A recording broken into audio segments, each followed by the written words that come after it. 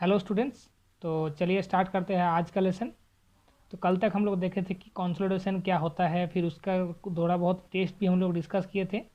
तो आज हम लोग पढ़ेंगे वन डायमेंशनल फ्लो क्या होता है, उसके बाद लोडिंग अनलोडिंग ग्राफ क्या होता है, ऑप्टिमम मॉइस्चर कंटेंट का जो रेशियो होता है उसको हम लोग देखेंगे। उसके बाद हम लोग पढ़ेंगे तारजगीज जो थ्योरी होता है वो किसके ऊपर आधारित है, कैसे वो एजम्पशंस को मान के ये सॉइल में हम लोग पढ़ते हैं।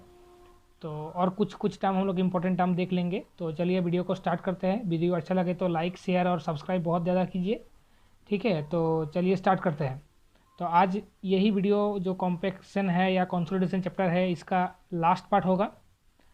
तो वन डायमेंशनल फ्लो हम लोग पढ़ेंगे आज। तो वन डायमेंशनल फ्लो मतलब क्या होता है, वन डायमेंशनल फ्लो मतलब क्या होगा, वो कोई एक डायरेक्शन के अंदर फ्लो होना, इसी को हम लोग वन डायमेंशनल फ्लो बोलते हैं। तो सॉयल के अंदर हम लोग जो जानते हैं पार्शियल सैचुरेटेड सॉयल का कंडीशन में सॉयल को हम लोग कैसे कर रहे थे, कंसोलिडेशन कैसे आया। कंसोलिडेशन पहले कॉम्पैक्शन हुआ, उसके बाद कॉम्प्रेसिबिलिटी हुआ, उसके बाद हम लोग को कंसोलिडेशन मिला। तो पहले क्या था, पहले मेरा जो कॉम्पैक्शन करने के टाइम में जो सॉयल था वो मेरा क्या था, पार्शियली सैचुरेटेड सॉयल था जिसके अंदर एयर वाटर और सॉलिड पार्टिकल सॉयल का प्रेजेंट हुआ था। इसके बाद उसको हम लोग जब फिर से उसको हम लोग लोड लगाए उसके ऊपर, या इसके ऊपर जब लोड लगाए तो क्या हुआ, यहाँ से एयर बाहर आ गया जिसको हम लोग कॉम्पैक्शन बोले। कॉम्पैक्शन करने के बाद एक ग्रेजुअल लोड यहाँ पर लगा दिए, तो उसको लोड को रखने के बाद उसका वॉल्यूम कुछ इंक्रीज डिक्रीज़ हुआ। फिर उसके बाद फिर से जब लोड हमको कॉन्टिन्यूसली करेंगे करते हैं तो क्या होता है, वहाँ से वाटर बाहर आ जाता है जिसको हम लोग बोलते हैं कॉम्प्रेसिबिलिटी। वाटर बाहर आ जाता है जिसको हम लोग बोलते हैं कंसोलिडेशन, ठीक है। तो ऐसे ही करके हम लोग टोटल हम लोग का जो मेन फंडा था, एक वॉल्यूम को एक वॉल्यूम के साथ रिड्यूस करना, यही था इसका फंडा। कैसे, लोडिंग कंडीशन के ऊपर, मतलब सॉइल के ऊपर जब लोड लगाता है तो उसके ऊपर क्या क्या चेंजेस होता है हम लोग यही स्टडी किए थे। तो इसको हम लोग मैक्सिमम स्टडी कर चुके हैं। तो हम देखते हैं, देखो मान लो पहले सॉइल का जो हाइट था, ये हाइट है एच, ठीक है। उसके बाद इसका वॉल्यूम भी है भी। इसके बाद जब लोडिंग कंडीशन कंप्लीट हुआ, सॉयल मेरा आ गया कॉम्पैक्शन करने का, कॉम्पैक्शन कंसोलिडेशन पूरा कंप्लीट हो जाने के बाद, तो देखो पहले वाला सॉयल का जो हाइट था पूरा इतना तक है, वॉल्यूम भी इतना था। तो अभी देखो वॉल्यूम, इसका जो वॉल्यूम हो चुका है ये इतना आ गया है, इसका हाइट भी इतना हो गया है। तो मतलब क्या, ये जो चेंजेस आया है यही क्या, वॉल्यूम चेंजेस है और हाइट भी चेंजेस है। तो हम लोग बोल सकते हैं ये रिलेशन यहाँ से आता है कि जो हम लोग का चेंजेस ऑफ हाइट होता है वो ओरिजिनल हाइट के रिस्पेक्ट में होता है। तो एक सॉइल के अंदर ही हम लोग चेंजेस कर रहे हैं ना, किसके कारण, कोई प्रेशर के कारण कर रहे हैं, तो उसीलिए जो हम लोग का चेंजेस होगा वो ओरिजिनल हाइट के रेस्पेक्ट में होता है। तो डेल्टा एच क्या होता है, changes of height divided by original height, ये रिलेशन में आता है। इसको हम लोग इक्वल कर सकते हैं, जो हम लोग का पोरस या हम लोग वॉइड रेशियो का चेंज होता है डेल्टा ई जिसको बोलते हैं हम लोग। तो जो हम लोग का चेंजेस ऑफ वॉइड रेशियो होगा वो रिलेशन किसके ऊपर डिपेंड करता है, one plus E zero. E zero क्या होता है, इनिशियल जो वॉइड रेशियो होता है, मतलब ये जगह में वॉइड रेशियो क्या था, कितना वॉइड स्पेस है उसके अंदर। तो जब हम लोग प्रेशर देंगे तो क्या होगा, वॉइड मतलब रिड्यूस होना स्टार्ट होगा। तो उसमें से जो चेंजेस आएगा उसको हम लोग डेल्टा ई से रिप्रेजेंट किए हैं, और वो क्या किसके साथ रिप्रेजेंट करता है, वो डायरेक्टली हम लोग का रिलेशन करता है डेल्टा एच। मतलब जितना हम लोग प्रेशर देंगे, जितना हम लोग लोड बढ़ाएंगे तो वॉइड भी ज़्यादा कमेगा और हाइट भी कमेगा। तो उसके लिए देखो डेल्टा एच जब बढ़ेगा तब डेल्टा ई भी हमारा बढ़ेगा। तो ऐसे ही हम लोग कर सकते हैं।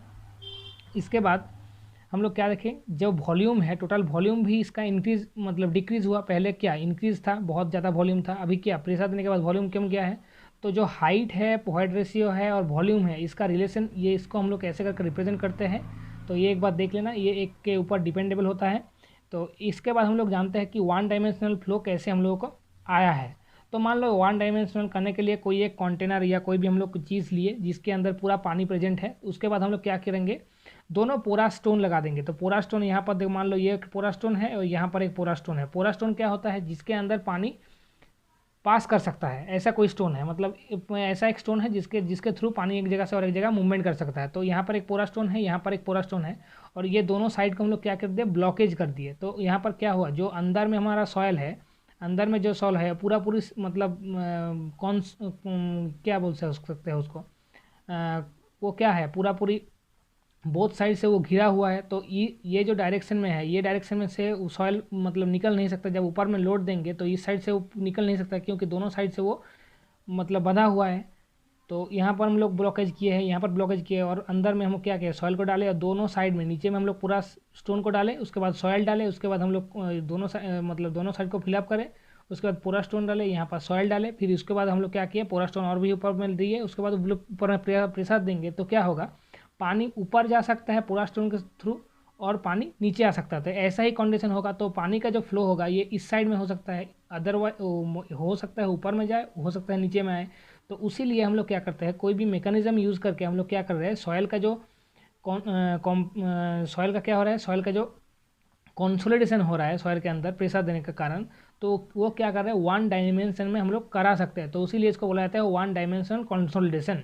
तो वन डायमेंशन कंसोलिडेशन क्या होता है, हम लोग जब इफेक्टिव स्ट्रेस पढ़ेंगे तो इफेक्टिव स्ट्रेस में क्या होता है, इफेक्टिव स्ट्रेस होता है क्या, टोटल स्ट्रेस माइनस पोर वाटर प्रेशर। तो हम लोग का जो पोर वाटर प्रेशर है या यू है, तो ये क्या है, यहाँ से हम लोग क्या पढ़, यहाँ से हम लोग क्या है, पानी निकल रहा है, तो यही मेरा पोर वाटर प्रेशर है। तो पोर वाटर प्रेशर जब सॉयल का प्रेशर देने के कारण निकल जाता है तो पोर वाटर प्रेशर का वैल्यू क्या है, 0 हो जाएगा। तो उस टाइम क्या होगा, उस टाइम वन डायमेंशन कंडीशन में क्या होगा, मेरा जो टोटल स्ट्रेस है और इफेक्टिव स्ट्रेस है वो इक्वल हो जाएगा। तो effective stress equal to total stress हो जाएगा। तो यही बोलते हैं कि जो वन डायमेंशनल कंडीशन में हम लोग सॉयल को प्रेशराइज करते हैं तो सॉयल क्या करते हैं, सॉयल का जो हम लोग का पोर वाटर प्रेशर होता है वो 0 हो जाता है, जिसके कारण जो टोटल स्ट्रेस और इफेक्टिव स्ट्रेस मेरा इक्वल हो जाता है। तो इसी को हम लोग ये ऐसे करके, ये जो ऊपर में डायग्राम दिए है इसी को हम लोग यहाँ पर रिप्रेजेंट किया है। जब वॉल्यूम चेंजेस हुआ ओरिजिनल वॉल्यूम रेस्पेक्ट में, तब क्या हुआ, वो डायरेक्टली प्रोपोर्शनल होता है मेरा जो चेंजेस ऑफ वॉइड रेशियो है डिवाइड बाई 1 + E0। फिर जब उसको total volume of void changes of volume मतलब क्या है, जो टोटल एरिया के ऊपर वो या हाइट के ऊपर वो चेंजेस हुआ है, तो डेल्टा एज मतलब जितना हाइट का डिफरेंस हुआ है इंटू एरिया करेंगे तो टोटल हम लोग को टोटल जो हम लोग का वॉल्यूम है वो मिल जाएगा। वॉल्यूम कितना चेंज हुआ, तो हम लोग डेल्टा मतलब वॉल्यूम चेंज को लिख सकते हैं height change into total area. ऐसे ही करके लिख सकते हैं, जो हम लोग का ओरिजिनल वॉल्यूम था उसको हम लोग लिख सकते हैं हाइट, ओरिजिनल हाइट इंटू हम लोग एरिया करेंगे तो उसका ओरिजिनल वॉल्यूम निकालेंगे। तो ऐसे करके जब निकालेंगे, इसको इक्वल करेंगे, तो मेरा जो फॉर्मूला होगा delta H divide by H0 equals to delta E by 1 + E0। तो इसको हम लोग ऐसे करके रिप्रेजेंट किए हैं। ये बहुत बार क्वेश्चन में पूछा जाता है, तो ये रिलेशन बहुत ज़्यादा इंपॉर्टेंट है। कैसे आया, समझ में आया शायद। तो ठीक है, चलते हैं नेक्स्ट टॉपिक की तरफ। तो देखिए, इसके बाद हम लोग देखते हैं कि लोडिंग और अनलोडिंग कंडीशन का ग्राफ क्या होता है। तो लोडिंग अनलोडिंग मतलब जो हम लोग का वन डायमेंशनल में हमको क्या हुआ, वन डायमेंशनल का जो ग्राफ है, वन डायमेंशनल जो टेस्ट है, तो ये इस साइड में हम लोग देंगे ना, ऊपर से लोड देंगे, ऊपर से पी लोड देंगे। तो हम क्या करेंगे, पहले हम लोग उसको लोड देंगे, लोड देने के बाद देखेंगे क्या उसमें चेंजेस हो रहा है, उसके बाद हम लोग फिर से लोड हटाएंगे, फिर से लोड देंगे, ऐसे कंडीशन है। तो हम लोग जो ग्राफ होता है लोडिंग अनलोडिंग में, तो वो होता है void ratio divided by log of हम लोग का लॉग ऑफ इफेक्टिव स्ट्रेस। ये इफेक्टिव स्ट्रेस होगा, तो लॉग ऑफ इफेक्टिव स्ट्रेस और हम लोग का वॉइड रेशियो का ग्राफ होता है। तो हम लोग क्या देखते हैं, इफेक्टिव स्ट्रेस मतलब हम लोग क्या, पहले हम लोग का इफेक्टिव स्ट्रेस 0 था, तो लोड हम लोग क्या 0 था। तो उसी कंडीशन में मेरा क्या है, मेरा वॉइड रेशियो पूरी मतलब वॉइड रेशियो वहाँ पर कोई इफेक्ट नहीं करेगा, पूरी वॉइड रह सकता है। अभी जब क्या करेंगे, एक पर्टिकुलर लोड बढ़ाते हुए जाएंगे तो उसके अंदर से क्या वॉइड रेशियो कमता हुआ जाएगा, क्योंकि जब ऐसे करके करेंगे तो यहाँ पर क्या वॉइड रेशियो पहले मैक्सिमम है, उसके बाद जब लोड बढ़ाए तो वॉइड रेशियो और भी कमा, उसके बाद जब हम लोग लोड और भी बढ़ाएंगे, यहाँ पर ले आएंगे तो वॉइड रेशियो और भी कमेगा। ऐसे करके एक कंडीशन आएगा कि जब हम लोग क्या करेंगे, जब वो वॉइड रेशियो कमता हुआ जाएगा जब हम लोग लोड बढ़ाते जाएंगे। तो अब क्या करेंगे, अब हम लोग क्या करेंगे, जो लोड बढ़ा रहे थे, यहाँ पर जो लोड हम लोग दे रहे थे, इसको हम लोग अनलोडिंग कर देंगे, इसको छोड़ देंगे। छोड़ने के बाद देखेंगे क्या होगा, छोड़ने के बाद देखेंगे कि जो हम लोग का ग्राफ है वो क्या कर रहा है, फिर से वो वॉइड स्पेस को अचीव करना स्टार्ट करेगा। कैसे करेगा, तो ऐसे करके इतना तक नमा। उसके बाद जब हम लोग अनलोडिंग करेंगे तो अनलोडिंग करने के टाइम में क्या होगा, अनलोडिंग करने के टाइम में वो क्या होगा, वो ऐसे करके फिर से मूवमेंट करना स्टार्ट कर लेगा, ऐसे मूवमेंट करना स्टार्ट कर लेगा। ठीक है, फिर हम लोग क्या करेंगे, फिर से हम लोग लोड बढ़ाएंगे तो क्या होगा, वो फिर से गिरना स्टार्ट करेगा। तो ऐसे ही करके ये डायग्राम चलता है। तो जब हम लोग यहाँ पर एक क्लियरली चीज़ दिखाई दे रहा है कि जब हम लोग प्रेशर दे रहे हैं या स्ट्रेस दे रहे हैं, उसके कारण वॉइड रेशियो रिड्यूस हो रहा है। मगर जब एक पर्टिकुलर स्ट्रेस जनरेट करने के बाद हम लोग फिर से उसको रीलोडिंग कर देते हैं या रोड को हटा देते हैं, तो देखो ये जो डायग्राम है, ये डायग्राम तो ऐसे आया था। तो डायग्राम का जो एक्चुअल कंडीशन है वो तो ऐसे ही जाना पड़ता, क्योंकि जब लोड हम लोग कमा देंगे तो ऐसे ही करके वो वॉइड रेशियो बढ़ सकता था, मगर वो नहीं हुआ। वो कैसे किया, ऐसे करके वो मूवमेंट हो रहा था। देखो ऐसे करके मूवमेंट हो रहा था। तो उसी कंडीशन में हम लोग क्या करेंगे, तो क्या बोल सकते हैं, जब सॉइल के ऊपर हम लोग प्रेशर देते हैं तो क्या होता है, वॉइड के अंदर जो स्ट्रक्चरल बॉन्डिंग होता है वो डिसलोकेट हो जाता है। तो उसीलिए हम लोग जब फिर से लोड को हम लोग हटा देंगे तो जितना उसका वॉइड रेशियो पहले था वो उतना गेन नहीं कर पाता है, जिसके कारण वो उसका जो ओरिजिनल डायग्राम है, ओरिजिनल जो वो उसका डायग्राम है उस टाइप का वो बिहेव नहीं कर पाता है। ठीक है, तो ऐसा ही करके हम लोग ये टेस्ट को देखते हैं। तो देखो जब ये ऐसे करके लोड बढ़ाएंगे तो ऐसे करके कार्ब हमारा इस साइड में आएगा, नीचे नामेगा, तो नीचे हम लोग आ रहा है, तो इसीलिए हम लोग इसको बोलते हैं लोडिंग कंडीशन। लोडिंग कंडीशन क्या होता है, स्ट्रेट लाइन हम लोग का, एक कंडीशन के बाद एक स्ट्रेट लाइन का टाइप का हम लोग का लोडिंग कंडीशन में ग्राफ आता है, जो कौन सा होता है, नॉर्मली कंसोलिडेटेड सॉयल के लिए होता है, जिसको हम लोग NC से डिफाइन करते हैं। उसके बाद देखो जब हम लोग लोड कमाएंगे या लोड हटा देंगे तो क्या होगा, सॉयल फिर से वो सॉयल क्या करेगा, सॉयल फिर से वो मतलब क्या करेगा, उसका जो वॉइड रेशियो है उसको अचीव करना स्टार्ट करेगा। तो वो धीरे धीरे देखो धीरे धीरे बढ़ता हुआ जा रहा था। उसके बाद जब फिर से हम लोग लोड बढ़ाएंगे तो क्या होगा, वो ऐसे करके फिर से वो लोड मतलब वॉइड रेशियो को और भी कमाता हुआ नीचे आएगा। तो ये मेरा अनलोडिंग कंडीशन है। और फिर से देखो जब हम लोग लोडिंग बढ़ाए तो वॉइड रेशियो और भी हमारा कमता हुआ गया। तो यही इसका फंडा है।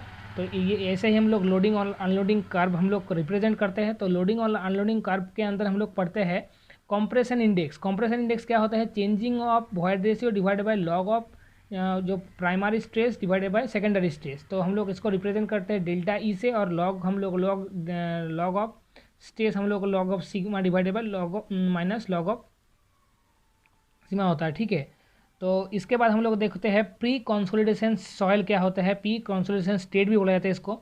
इसके बाद नॉर्मल कंसोलिडेशन सॉइल क्या होता है, और ओवर कंसोलिडेशन सॉइल क्या होता है। तीन गो टर्म हम लोग पढ़ेंगे। तो प्री कंसोलिडेशन सॉइल क्या होगा, प्री कंसोलिडेशन सॉइल होगा ऐसा एक सॉइल जो क्या हुआ है, पास्ट के अंदर बहुत ज़्यादा मैक्सिमम स्ट्रेस को अचीव कर लिया है। मतलब कि अभी के कंडीशन में जो सॉइल जो स्ट्रेस झेल रहा है उससे बहुत ज़्यादा स्ट्रेस वो पास्ट में झेल चुका है, बहुत ज़्यादा मैक्सिमम लेवल ऑफ स्ट्रेस जब झेल चुका है वो सॉइल पास्ट में, तब उसको बोलते हैं प्री कंसोलिडेशन। प्री मतलब होता है पहले, बहुत मतलब दिन पहले होता है ऐसा ही कंडीशन। उसके बाद नॉर्मल कंसोलिडेशन सॉइल क्या होता है, नॉर्मल कंसोलिडेशन सॉइल को हम लोग NCS में डिफाइन करते हैं। वो क्या होता है, जो आज का सॉइल मैक्सिमम स्ट्रेस को झेल रहा है, मतलब कोई सॉइल आज तक जितना स्ट्रेस को मतलब आज जो स्ट्रेस झेल रहा है उतना स्ट्रेस कभी भी झेला नहीं, तो उसी कंडीशन में जो सॉइल रहता है उसको बोलते हैं नॉर्मल कंसोलिडेशन सॉइल। इसके बाद क्या है, ओवर कंसोलिडेशन सॉइल, जिसको हम लोग OCS में डिफाइन करते हैं। तो फ्यूचर में जो मैक्सिमम स्ट्रेस डिफाइन करते हैं, जो फ्यूचर में मैक्सिमम जो स्ट्रेस है वो जो सॉइल झेल लेता है उसको बोला जाता है ओवर कंसोलिडेशन सॉइल। तो मेरा प्री कंसोलिडेशन क्या है, प्री कंसोलिडेशन है जो पास्ट में हम लोग का जो स्ट्रेस झेला है जितना अभी का है उतना मतलब नहीं झेला, उससे बहुत ज़्यादा पहले झेल लिया, वही होता है मेरा प्री कंसोलिडेशन। नॉर्मल कंसोलिडेशन मतलब मैक्सिमम टाइम, अभी का टाइम में जो भी सॉइल मैक्सिमम स्ट्रेस झेल रहा है उसको बोला जाता है ओवर कंसोलिडेशन। मतलब मैक्सिमम जो सॉइल जितना स्ट्रेस झेल पाता है वो पहले ही वो झेल चुका है, वैसा ही कंडीशन को बोला जाता है ओवर कंसोलिडेशन सॉइल। और उसके बाद हम लिखते हैं ओवर कंसोलिडेशन रेशियो क्या होता है, तो pre consolidation stress divided by current consolidation stress को बोला जाता है over consolidation ratio. Over consolidation ratio का कभी भी वैल्यू हमारा जो हम लोग का कंसोलिडेशन जो ओवर कंसोलिडेशन सॉइल का जो वैल्यू होता है वो हर टाइम ग्रेटर देन 1 होना चाहिए। ठीक है, तो इसके बाद हम लोग देखेंगे कि कॉम्पैक्शन इंडेक्स क्या होता है। ठीक है, तो कॉम्पैक्शन इंडेक्स क्या है, CC से रिप्रेजेंट किया जाता है, जो होता है मेरा वो ये डायग्राम में हम लोग देख ही लिए कॉम्पैक्शन इंडेक्स क्या है। तो कॉम्पैक्शन इंडेक्स क्या होगा, जो चेंजेस होएगा वॉइड के चलते, वॉइड रेशियो के ऊपर जो चेंजेस आएगा, जब लोड स्ट्रेस बढ़ाएंगे तो वॉइड रेशियो के ऊपर चेंजेस आ रहा है। मान लो यहाँ पर वॉइड स्ट्रेस मेरा 1 है और स्ट्रेस यहाँ पर 2 है, तो वॉइड रेशियो पहले यहाँ पर सिग्मा 1 होगा, E1 होगा, उसके बाद यहाँ पर जब जाएगा तो E2 होगा। तो ऐसे करके जब हम लोग का वॉइड का चेंजेस आएगा divided by log of stress के रिस्पेक्ट में, तब उसको हम लोग बोलते हैं कॉम्प्रेशन इंडेक्स। इसके बाद कॉम्प्रेशन इंडेक्स दो टाइप का सॉइल के लिए होता है, अनडिस्टर्ब सॉइल के लिए और डिस्टर्ब सॉइल के लिए। अनडिस्टर्ब मतलब जो सॉइल को हम लोग कभी भी मतलब जो नेचुरल कंडीशन में है उसको हम लोग मतलब खोड़े फोड़े नहीं है, तो उसका कोई प्रॉपर्टी को चेंज नहीं किए, तो वो अनडिस्टर्ब कंडीशन में है। तो उसके लिए हम लोग जो CC का वैल्यू मानते हैं वो होता है 0.009 लिक्विड लिमिट -10। और डिस्टर्ब सॉइल के लिए क्या होता है, डिस्टर्ब सॉइल के लिए होता है 0.007 लिक्विड लिमिट -7। ठीक है, और लिक्विड लिमिट क्या होता है, लिक्विड लिमिट परसेंटेज में रहता है, हम लोग जानते ही है। इसके बाद हम लोग देखते हैं कोफिशिएंट ऑफ कंप्रेसिबिलिटी, जिसको हम लोग AV से रिप्रेजेंट करते हैं। तो कोफिशिएंट ऑफ कंप्रेसिबिलिटी क्या होता है, एक ग्राफ होता है E वर्सेस हम लोग का स्ट्रेस का। तो हम लोग वॉइड रेशियो और स्ट्रेस का जब हम लोग ग्राफ ड्रॉ करते हैं तो यहाँ पर भी सेम है, जब हम लोग स्ट्रेस बढ़ाएंगे तो वॉइड रेशियो कमेगा, तो ऐसा ही करके रिप्रेजेंट करते हैं। तो जो हम लोग का क्या होगा, जो changes of void ratio divide by changes of effective stress के ऊपर जो ग्राफ आता है, जिसको हम लोग ए भी से रिप्रेजेंट करते हैं, जिसका स्लोप आता है ये, तो ए भी मेरा क्या है, वॉइड रेशियो और changes of void ratio divide by changes of effective stress का ग्राफ आता है या स्लोप होता है, जिसको हम लोग बोलते हैं कोफिशिएंट ऑफ कंप्रेसिबिलिटी, जो रिप्रेजेंट किया जाता है ए भी के ऊपर। इसके बाद हम लोग नेक्स्ट देखते हैं कि कोफिशिएंट ऑफ वॉल्यूम कंप्रेसिबिलिटी क्या होता है। तो कोफिशिएंट ऑफ वॉल्यूम कंप्रेसिबिलिटी को हम लोग बोलते हैं एम भी। तो एम भी क्या होता है, एम भी का डायरेक्ट फॉर्मूला है, ये बहुत ज़्यादा इंपॉर्टेंट है, ये एक बार देख लेना। तो एम भी क्या है, एम भी होता है जो हम लोग का कोफिशिएंट ऑफ कंप्रेसिबिलिटी, या ए भी बोल सकते हो, ए भी डिवाइडेड बाई 1+E0। तो इसका फॉर्मूला ही है एम भी इक्वल्स टू ए भी डिवाइड 1+E0। तो ए भी को हम लोग क्या बोल सकते हैं, delta E by delta E by जो डेल्टा ई मतलब क्या हुआ, हम लोग का changes of void ratio divided by effective stress sigma, delta sigma. तो यहाँ पर हम लोग क्या मान सकते हैं, जो हम लोग का ये वैल्यू है इसको हम लोग पुट करेंगे तो क्या होगा, M V equals to delta E divide by 1+E0 into जो हम लोग का इफेक्टिव स्ट्रेस के अंदर चेंज आया वो। तो इसको हम लोग बहुत जल्दी मतलब पढ़ लिए, मगर ये बहुत ज़्यादा इंपॉर्टेंट है, ये एक बार देख लेना। यहाँ से डायरेक्टली क्वेश्चन पूछा जाता है या न्यूमेरिकल यहाँ से डायरेक्ट आता है, ठीक है। इसके बाद हम लोग पढ़ेंगे टाइम रेट कंसोलिडेशन। तो टाइम रेट कंसोलिडेशन क्या होता है, टाइम रेट कंसोलिडेशन मतलब जो कंसोलिडेशन होता है, कंसोलिडेशन के लिए क्या होता है, मेरा जो सॉयल के अंदर जो वाटर है वो निकल जाता है। तो वाटर जब निकल जाएगा उसके अंदर क्या होगा, वॉल्यूम चेंजेस आएगा, वॉल्यूम रिड्यूस होगा। तो जब वॉल्यूम रिड्यूस होगा तो वहाँ पर कुछ ना कुछ तो सेटलमेंट आएगा। सेटलमेंट किसके लिए आता है, मान लो ये कोई सॉयल है, तो सॉयल के ऊपर जब हम लोग लोड बढ़ाएंगे तो वो सॉयल क्या करेगा, जितना उसका वॉइड स्पेस है उसको बाहर निकल देगा। तो वॉइड स्पेस बाहर निकलने के बाद उसका जो एरिया है वो तो कम जाएगा। तो वॉल्यूम कमने से क्या होता है, उसका जो टोटल जो मतलब कॉम्पैक्शन होता है, कॉम्पैक्शन के कारण क्या होगा, उसके सेटलमेंट होगा, वो पार्टिकल्स थोड़ा पास पास आएगा, जिसके कारण उसका स्ट्रेंथ बोलो, बियरिंग कैपेसिटी सब बढ़ेगा। तो कोई जो rate of settlement are directly depended the rate of water out of the soil. तो जितना हम लोग लोड बढ़ाएंगे तो उतना ही सेटलमेंट ज़्यादा होगा, और जितना सेटलमेंट होगा वहाँ से जितना वाटर बाहर होगा या जितना वॉइड स्पेस बाहर होगा। तो इसी चीज़ को हम लोग बोलते हैं टाइम रेट कंसोलिडेशन, जिसको हम लोग रिप्रेजेंट करते हैं टीवी से। टीवी का फॉर्मूला होता है CVT इंटू ए स्क्वायर। इसको हम बाद में देखते हैं पूरा अच्छा से। तो इसके बाद देखते हैं वन डायमेंशनल कंसोलिडेशन, जो थ्योरी हम लोग दिया है तरजगी ने, उसको हम लोग पढ़ेंगे। तो उसको पढ़ने से पहले हम लोग जो एजम्पशंस होता है ये का तरजगी इसका, उसको हम लोग देख लेते हैं। तो एजम्पशंस ने क्या बोला, एजम्पशन ने बोला कि फर्स्ट एजम्पशन क्या होता है, सॉयल होमोजीनियस होना चाहिए, फुल्ली सैचुरेटेड होना चाहिए। तो सैचुरेटेड जब होगा तब उसी के अंदर क्या होगा, वॉइड स्पेस रहेगा। वॉइड स्पेस के अंदर क्या रहेगा, पानी रहेगा। जब हम लोग प्रेशर देंगे तो पानी हम लोग बाहर आ जाएगा। तो ऐसा ही कंडीशन को सैचुरेटेड कंडीशन बोला जाता है। तो होमोजीनियस मतलब सॉयल का प्रॉपर्टीज हर एक जगह में सेम मिलेगा। तो ऐसा एक सॉइल मिले हमको लेना पड़ेगा ये टेस्ट करने के लिए। हम लोग का जो वन डायमेंशनल टर्जेगस फार्मूला है या थ्योरी है, उसको अप्लाई करने के लिए ऐसा एक सॉइल चाहिए जो सॉइल क्या होगा, होमोजीनियस भी होगा और सैचुरेटेड भी होगा। तो इसके बाद हम लोग क्या है, जो हम लोग का सी भी है, ए भी है, या हम लोग का जो एम भी है, हम लोग जो पढ़े हैं अभी। सी क्या है, सी हम लोग का है coefficient of index, compression index, sorry compression index है। ए भी क्या है, ए भी हम लोग अभी पढ़े, ए भी हम लोग का कोफिशिएंट ऑफ कंप्रेसिबिलिटी है। और एम भी क्या है, कोफिशिएंट ऑफ वॉल्यूम कंप्रेसिबिलिटी है। तो ये जो है इसका वैल्यू सब कांस्टेंट होना चाहिए। इसके बाद क्या है, soil particles are water incompressible. तो सॉयल पार्टिकल्स मतलब क्या होगा, इसको हम लोग बारीकी से समझते हैं। तो सॉयल पार्टिकल्स और वाटर जो होगा सॉयल के अंदर, वो क्या होगा, इनकम्प्रेसिबल होगा। तो मैंने पहला क्या था, सॉयल के जो अंदर पार्टिकल्स था या हम लोग का सॉयल जो था वो क्या था, पार्शियली सैचुरेटेड था। तो पार्शियली सैचुरेटेड मतलब एयर, वाटर और सॉलिड सब प्रेजेंट था। उसके बाद हम लोग कॉम्पैक्शन किए, कॉम्पैक्शन करने के बाद उसको एयर बाहर निकाले, उसके बाद हम लोग वाटर बाहर निकाले। तो ऐसे करके हम लोग किए थे। तो बोला जा रहा है कि ये टेस्ट करने के लिए जो सॉयल पार्टिकल्स है, मान लो ये सॉयल जो बड़ा जो सॉयल है, ये सॉयल का कोई सैंपल है, इसके अंदर जो बड़ा जो दिख रहा है ये सॉयल पार्टिकल्स है। तो सॉयल पार्टिकल्स को हम लोग कभी भी कॉम्पैक्शन नहीं करेंगे। सॉयल पार्टिकल्स कॉम्पैक्शन के कारण ये वॉल्यूम रिड्यूस नहीं होगा। यहाँ पर जो भी वॉइड स्पेस प्रेजेंट था, जब हम लोग आफ्टर लोडिंग देंगे तो यहाँ से क्या होगा, जो वॉइड स्पेस है वो बाहर आएगा। तो इसका मीनिंग ही ये बोल रहा है, कभी भी जो वॉइड के अंदर पानी है इसको हम लोग कॉम्पैक्ट नहीं करेंगे। जो वॉइड स्पेस है उसको हम लोग क्या करेंगे, उसको हम लोग कॉम्पैक्ट कर सकते हैं। मगर जो सॉयल पार्टिकल्स है या सॉयल के अंदर जो भी वाटर वॉइड और एयर प्रेजेंट है, उसको हम लोग कभी भी कॉम्पैक्शन नहीं कर पाएंगे। तो क्या बोला है, soil particles and water are incompressible. तो कभी भी सॉयल पार्टिकल्स को भी हम लोग कंप्रेशन नहीं कर पाएंगे, और जो हम लोग का जो वाटर है इसको भी कंप्रेशन नहीं कर पाएंगे। जब लोड देंगे तो इसके अंदर जो वॉइड रहेगा उसको हम लोग कॉम्पैक्शन कर पाएंगे, या हम लोग उसको कंप्रेशन कर पाएंगे। ठीक है, इसके बाद क्या है, डार्सीज लॉ ऑफ वेलोसिटी रहता है। डार्सीज लॉ हम पहले ही पढ़ लिए परमीबिलिटी चैप्टर में। तो उसके बाद क्या है, कंप्रेशन इज वन डायमेंशन, हम तो पढ़ ही लिए। तो कंप्रेशन क्या होता है, ये वन डायमेंशनल कर्व है। तो हम लोग और एक चीज़ पढ़ेंगे यहाँ पर, जिसको हम लोग बोलते हैं सी भी। सी भी क्या होता है, कोफिशिएंट ऑफ कंसोलिडेशन। तो कोफिशिएंट ऑफ कंसोलिडेशन क्या होता है, के into one plus E zero divide by A V into gamma W. ये डायरेक्ट फॉर्मूला है, ये पूछता है डायरेक्ट क्वेश्चन में, तो ये इसको बहुत ज़्यादा से याद रखना है। और इसको हम लोग लिख सकते हैं के divided by M V into gamma W. तो सी भी इक्वल्स टू क्या हो सकता है, K divided by M V gamma W, या भी बोल सकते हैं K into one plus E zero divided by M V into gamma W. तो ई जीरो क्या है, हम लोग का इनिशियल वॉइड रेशियो है। के क्या है, के हम लोग का क्या है, के कांस्टेंट होता है, कोफिशिएंट हम लोग कोफिशिएंट का कांस्टेंट मानते हैं। ए क्या होता है हम लोग का, ए क्या होता है, ए होता है हम लोग के यहाँ पर पढ़े हैं अभी, कोफिशिएंट ऑफ कंप्रेसिबिलिटी होता है ए। और गामा डब्ल्यू क्या होता है, यूनिट ऑफ वाटर होता है। तो यहाँ से हम लोग सी बी का वैल्यू भी निकाल सकते हैं, के का वैल्यू भी निकाल सकते हैं, एम बी का वैल्यू भी निकाल सकते हैं, और गामा डब्ल्यू का वैल्यू भी निकाल सकते हैं। देखो यहाँ पर जो भी टर्म है, तो यहाँ पर सब टर्म का वैल्यू दे देगा, सिर्फ एक टर्म का नहीं देगा। तो वहाँ से हम लोग किसको कोई भी वैल्यू को निकाल सकते हैं। तो ये एक फॉर्मूला बहुत इंपॉर्टेंट होता है, ये रिलेशन बहुत बार पूछा जाता है। ठीक है, तो कोफिशिएंट ऑफ वॉल्यूम कंप्रेसिबिलिटी के ऊपर क्या क्या रिलेशन आता है, तो ये होता है एक। इसके बाद हम लोग देखेंगे कि ड्रेनेज पाथ रेशियो क्या होता है। तो ड्रेनेज पाथ रेशियो क्या होगा, ड्रेनेज पाथ रेशियो होगा Z equals to small Z divide by H. तो स्मॉल जेड क्या होता है, depth of any point from the top of the clay layer.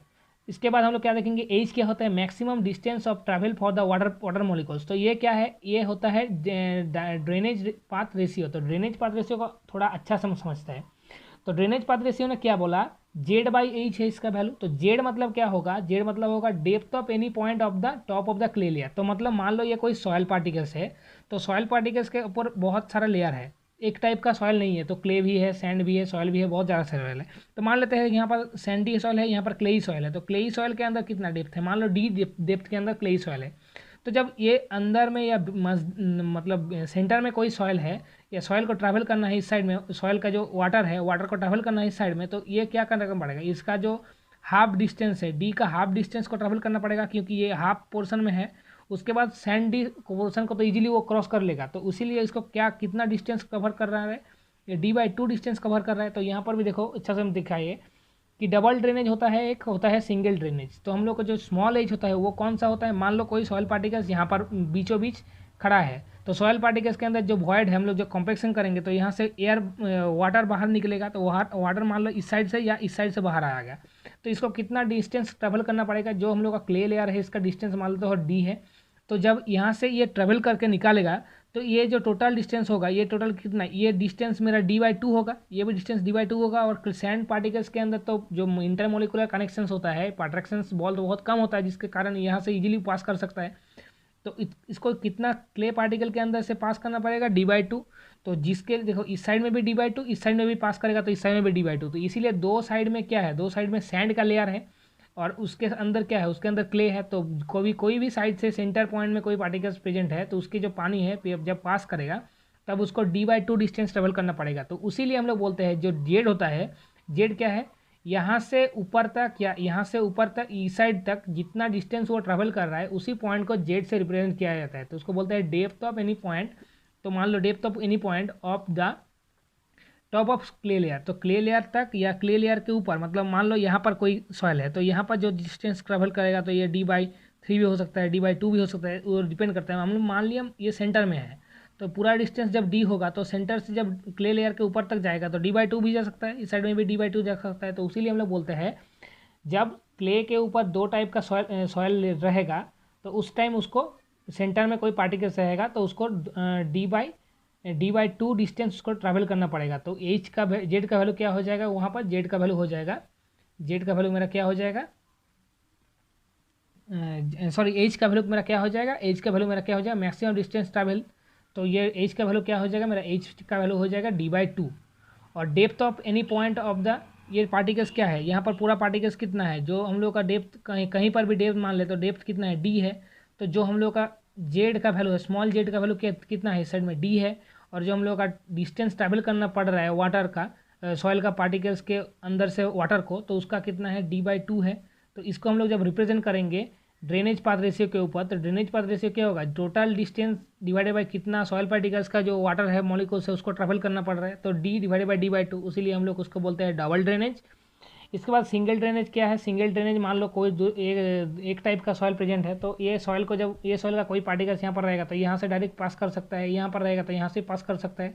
तो टोटल डिस्टेंस कितना है इसके अंदर, जो हम लोग का जेड है, जेड कितना है, डी है। तो हम लोग बोल सकते हैं कि जो मेरा जेड है, जेड भी डी है, और टोटल डिस्टेंस भी उसको क्या करना पड़ रहा है, ट्रैवल करना पड़ा है, डी डिस्टेंस ट्रैवल करना पड़ा है। तो डी बाई डी करेंगे तो उसका 1 हो जाएगा, क्योंकि वो एक साइड कोई भी साइड से पास करेगा तो उसका डिस्टेंस डी ही रहेगा। तो उसीलिए हम लोग बोल सकते हैं जो सिंगल ड्रेनेज होता है, सिंगल ड्रेनेज मेरा सिंगल ड्रेनेज के लिए ऐसा कंडीशन होता है और डबल ड्रेनेज के लिए ऐसा कंडीशन देता है। इसके बाद हम लोग देखते हैं टाइम फैक्टर, जो हम लोग बोलेंगे टाइम फैक्टर को हम लोग अच्छे से देखेंगे। तो टाइम फैक्टर क्या है, टाइम फैक्टर है मेरा T V equals to C V into T into H divided by H square. तो सी बी क्या है, कोफिशिएंट ऑफ कंसोलिडेशन, और एच क्या है, हाइट ऑफ डिस्टेंस जो वाटर पास करेगा इसी को।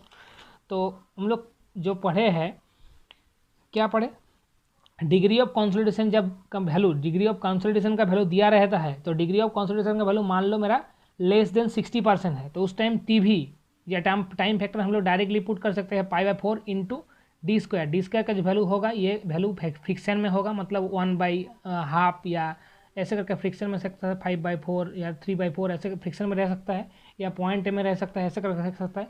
मगर जब हम लोग का क्या है, degree of consolidation value greater than 60% है, तब टीवी का वैल्यू क्या होगा, टीवी का फॉर्मूला है 1.78 minus 0.933 log of 100 minus you का उस टाइम का वैल्यू होगा 100% के ऊपर, ठीक है। तो ऐसे करके हम लोग इसको रिप्रेजेंट कर सकते हैं टाइम फैक्टर को। तो टाइम फैक्टर हम लोग का यूनिट लेस एक प्रॉपर्टी होता है। उसके बाद हम लोग देखेंगे, मान लो एक एज्यूम हम लोग कर लिए कि हम लोग को डिग्री ऑफ कंसोलिडेशन का वैल्यू दिया हुआ है 50%, तो उसका एम हम लोग क्या 50% से कम है, तो मतलब ये फॉर्मूला अप्लाई कर सकते हैं। तो उसीलिए हम लोग इसको अप्लाई करेंगे तो इसका वैल्यू ये रिप्रेजेंट करके आएगा। तो उसके हिसाब से 50% भी हो सकता है, 90% भी हो सकता है, 100% भी हो सकता है, वो एक बार देख लेना तुम लोग, ठीक है। तो इसके बाद हम लोग देखते हैं सेटलमेंट। तो सेटलमेंट क्या है, सेटलमेंट के हम लोग क्या पढ़ते हैं, सेटलमेंट में क्या होता है, सेटलमेंट होता है कि जब सॉइल के अंदर हम लोग लोड बढ़ाएंगे तो वहाँ पर क्या होगा, वॉइड का जो रिड्यूसन हो स्टार्ट होगा, वो हो सकता है एयर के लिए हो या वाटर के लिए हो। तो वॉल्यूम जब रिड्यूस होगा तो क्या होगा, उसके अंदर वो सॉइल थोड़ा नीचे मतलब खिसक जाएगा, अंदर अंदर आ जाएगा, कंप्रेस हो जाएगा। तो कंप्रेस होने से उसका स्ट्रेंथ भी बढ़ेगा, उसका बियरिंग कैपेसिटी भी बढ़ेगा, सब बढ़ेगा। तो उसके कारण हम लोग का क्या होगा, उसके कारण उसका जो सेटलमेंट है वो सेटलमेंट भी बहुत ज़्यादा हो जाएगा, ठीक है। तो सेटलमेंट क्या होता है, सेटलमेंट जब लोड देने के कारण सॉइल के अंदर वॉल्यूम रिड्यूस होता है, सॉइल पार्टिकल्स थोड़ा नज़दीक आ जाता है, जिसको हम लोग बोलते हैं सेटलमेंट ऑफ सॉइल। तो सेटलमेंट को हम लोग 3 फॉर्मूला से हम लोग रिप्रेजेंट करेंगे यहाँ पर। तो सेटलमेंट निकालने के लिए मान लो कोई मैथ के अंदर हमारा जो वॉइड रेशियो है वो दिया हुआ है, तो उस टाइम हम लोग क्या करेंगे, सेटलमेंट इक्वल्स टू लिखेंगे initial settlement into changes of void ratio divide by 1 + C0। क्योंकि हम लोग का जब फॉर्मूला हम लोग पढ़े थे delta H divided by H equals to हम लोग पढ़े थे delta E divide by 1 + C0। तो यहाँ से हम लोग लिख सकते हैं जो डेल्टा एच है यही मेरा सेटलमेंट है। तो H equals to H initial हम लोग बोल लिख सकते हैं H initial into delta E divide by 1 + C0। देखो यहाँ से ही आया ये, तो इस यहाँ से हम लोग ये डायरेक्टली लिख सकते हैं। इसके बाद है जो वॉल्यूम कंप्रेसिबिलिटी का वैल्यू मान लो दिया हुआ है, तो यहाँ पर हम लोग delta H equals to initial height into volume compressibility into जो स्ट्रेस का चेंजेस है इसको हम लोग लिख सकते हैं। तो इसके करके हम लोग सेटलमेंट निकाल सकते हैं। इसके बाद CC कॉम्प्रेशन इंडेक्स हम लोग वैल्यू दिया हुआ है, तो कॉम्प्रेशन इंडेक्स जो हम लोग दिया हुआ है, तो कॉम्प्रेशन इंडेक्स मान लो दिया हुआ है, तो delta H equals to CC into H0 divide 1 + C0 into log by 10 into initial effective stress by into plus changes effective stress divide by initial stress. तो ऐसे करके हम लोग सेटलमेंट को निकाल सकते हैं। तो आशा करते हैं आज का वीडियो सभी को अच्छा लगा। तो इतना था कि था हम लोग का कंसोलिडेशन और कॉम्पैक्शन का जो चैप्टर है, ये इतना था कि था। तो कहीं पर भी कोई प्रॉब्लम हुआ है तो कमेंट सेक्शन में बोल सकते हो। और जो जो पढ़ाया गया है वो बहुत ज़्यादा इम्पोर्टेंट है, प्रीवियस क्लास में जो पढ़ाया गया है वो भी बहुत ज़्यादा इम्पोर्टेंट है। तो प्रीवियस क्लास में जो जो पढ़ाया हुआ है कॉम्पैक्शन कंसोलिडेशन चैप्टर में, उसका जो डिस्क्रिप्शन में लिंक दे देंगे, तो एक एक करके वो वीडियो पहले देखो, उसके बाद ये वीडियो देखो। तो 3-4 वीडियो देखने के बाद आशा करते हैं पूरा कॉन्सेप्ट तुम लोग का क्लियर हो जाएगा। तो इसके बाद हम मिलते हैं कल सुबह में। हम लोग क्या करेंगे, कल सुबह के टाइमिंग हम लोग जानते ही है। कल सुबह के टाइमिंग हमारा 10 to 12 AM है। तो वहाँ पर हम लोग जो आज पढ़े उसका क्वेश्चन डिस्कस करेंगे जितना भी होगा। तो चलिए मिलते हैं कल। वीडियो अच्छा लगे तो लाइक सब्सक्राइब और शेयर बहुत ज़्यादा कीजिए, आप लोगों का सपोर्ट बहुत ज़्यादा चाहिए हमको।